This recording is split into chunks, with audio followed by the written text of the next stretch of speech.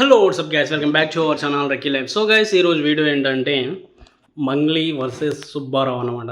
So దాదాపు 200 కోట్లు scam చేశారని చెప్పేసి మనకి మంగ్లీ న్యూస్ అయితే మనకి వైరల్ అవుతుందన్నమాట. ఇప్పుడు దాని గురించి అయితే ఫుల్ క్లారిటీ ఇచ్చాడు సుబ్బారావు. సో దాని గురించి మనం మాట్లాడుకుందాం.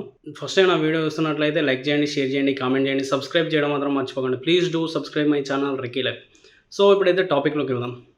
మంగ్లీ వాళ్ళ చెల్లె, మంగ్లీ వాళ్ళ బ్రదర్, మంగ్లీ వాళ్ళ చెల్లెకి కాబోయే హస్బెండ్ అనమాట. సో ఓవరాల్గా మంగ్లీ ఫ్యామిలీ ప్రజలకి రకరకాల విషయాలు చెప్పి ల్యాండ్ ఇప్పిస్తామని, సిమెంట్ ఫ్యాక్టరీ పెడతామని, ఇంట్రెస్ట్ వస్తుందని, మీరు ఇచ్చిన డబ్బులకి ఇంట్రెస్ట్ వస్తుందని వివిధ రకాలుగా ఆశ చూపించి మభ్యపెట్టి, సో ఒక్కొక్కరి దగ్గర 5 లక్షలు, 10 లక్షలు, 20 లక్షలు, 50 లక్షలు ఇచ్చిన వాళ్ళు కూడా ఉన్నారు. ఇట్లా ఒక్కొక్కరి దగ్గర మనీ కలెక్ట్ చేసి దగ్గర 200 కోట్లు వసూలు చేసిర్రు. 200 కోట్లు తీసుకున్నారని బాధితులు కంప్లైంట్ ఇవ్వడం జరిగింది. సో ఇది మొత్తం మంగ్లీకి ఉన్న పేరు మీద, మంగ్లీ వాళ్ళ ఫ్యామిలీ వాళ్ళు నడిపించిన స్కామ్ అని చెప్పేసి తేలింది. అడ్వకేట్ సుబ్బారావు తనను బెదిరించారని, మంగ్లీ నుండి థ్రెడ్ ఉందని, బాధితులకు న్యాయం జరగాలని వీరోచితంగా పోరాడిందనమాట.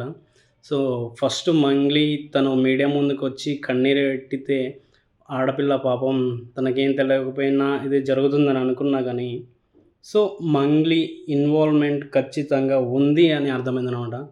సో ఎప్పుడైనా ఎంత ఫేమ్ ఉన్నా, ఎంత డబ్బున్నా చట్టానికి చిక్కాల్సిందే. చట్టానికి ఎవరు చుట్టాలు కాదు అని మరొకసారి నిరూపణ అయింది.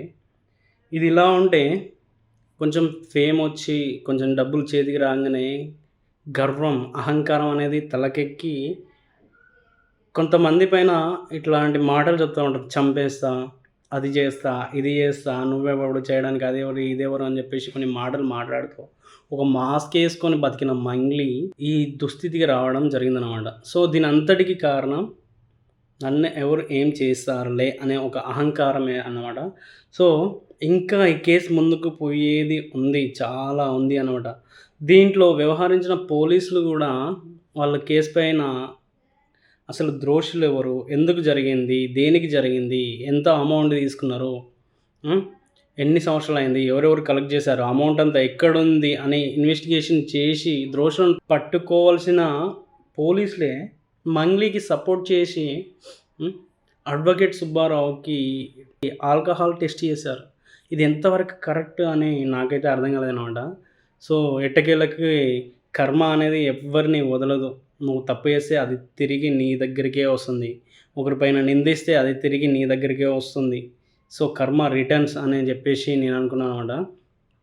సో మొత్తానికైతే మంగ్లీది కీలక పాత్ర అని తెలిసింది. మంగ్లీకి తెలియకుండా ఏం జరగలేదని తెలిసింది.